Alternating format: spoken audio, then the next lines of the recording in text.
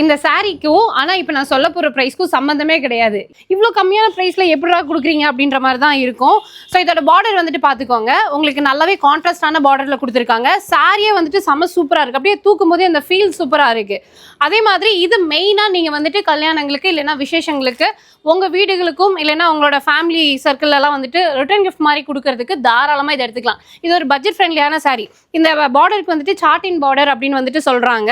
சாரீஸ் ஃபுல்லுமே வந்துட்டு பார்த்தீங்கன்னா உங்களுக்கு டிசைன்ஸ் வந்துட்டு வந்திருக்கும். சிலதுலலாம் வந்துட்டு புட்டாஸ் வந்திருக்கும், சிலது எம்போஸ்டு பேட்டர்னில் வந்துட்டு கொடுத்துருப்பாங்க.